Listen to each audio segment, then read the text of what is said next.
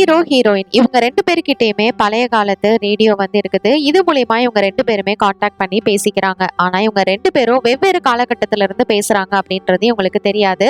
நம்ம ஹீரோ 1999ல இருந்தும் ஹீரோயின் 2021 ஃபியூச்சர்ல இருந்தும் வந்து பேசிக்கிட்டு இருக்காங்க. ஆனா இந்த விஷயம் உங்களுக்கு தெரியாது. இவங்க 2 பேரும் பேசும்போது தான் தெரியுது ஒரே காலேஜ்ல படிக்கிறாங்கன்னு. சரி நம்ம நாளைக்கு மீட் பண்ணலாம் 12 o'clock அந்த ஓல்டு பில்டிங் கிட்ட வந்துரு அப்படின்னு சொல்லிட்டு இவங்க 2 பேரும் பேசிக்கிறாங்க. சொன்னபடியே நம்ம ஹீரோ கரெக்டா 12 மணிக்கு வந்து வெயிட் பண்ணிட்டு இருக்காரு. பயங்கர வெயில். இவரும் 2 மணி நேரம் வெயிட் பண்ணி பார்த்துட்டாரு. அங்க ஆள் வர மாதிரி இல்ல. அதே மாதிரி இங்க ஹீரோயின் என்ன பண்றாங்கன்னா அதே காலகட்டத்துல வெயிட் பண்ணி பார்த்துட்டு இருக்காங்க. வர மாதிரி இல்ல. அங்க சம மழை. வீட்டுக்கு வந்ததும் 2 பேருமே பயங்கரமா திட்டி சண்டை போடுறாங்க. போய் தானே சொல்றேன், நான் அவ்வளவு நேரம் வெயிட் பண்ணிட்டு இருந்தேன் தெரியுமா அப்படின்னு சொல்லிட்டு.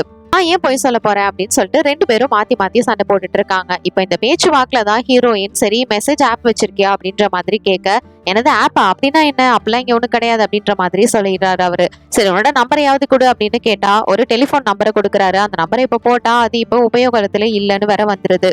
ஹீரோயினுக்கு டவுட் வந்து நீ எந்த காலகட்டத்தில இருந்து பேசுற அப்படிங்கறத கேக்குறாங்க. இவன் 1999 சொல்லவுமே இவங்களுக்கு தூக்கி வாரி போடுது. எனது நான் 2021ல இருந்து பேசிட்டு இருக்கேன் அப்படின்னு. இதை 2 பேராலையுமே வந்து நம்ப முடியல. சரி அப்படின்னா நீ ஒண்ணு பண்ணு, நீ வந்து அந்த ஓல்டு டெலிபோன் பூத் இருக்குல்ல அங்க வந்து உன்னோட நம்பரையும் போன் நம்பர் இதெல்லாத்தையும் எழுதி வை அப்படின்ற மாதிரி சொல்றா.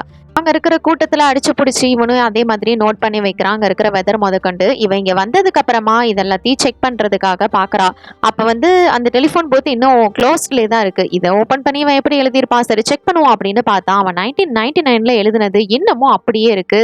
பார்த்ததுமே ஹீரோயினுக்கு செம ஷாக் ஆயிருது. இப்ப ஃபியூச்சர்ல இருந்துகிட்டு பாஸ்ட்ல இருக்கக்கூடிய நம்ம ஹீரோக்கும் இவளுக்கும் என்ன கனெக்ஷன், இது கடைசியில ஒரு ட்விஸ்டோட முடிச்சிருப்பாங்க.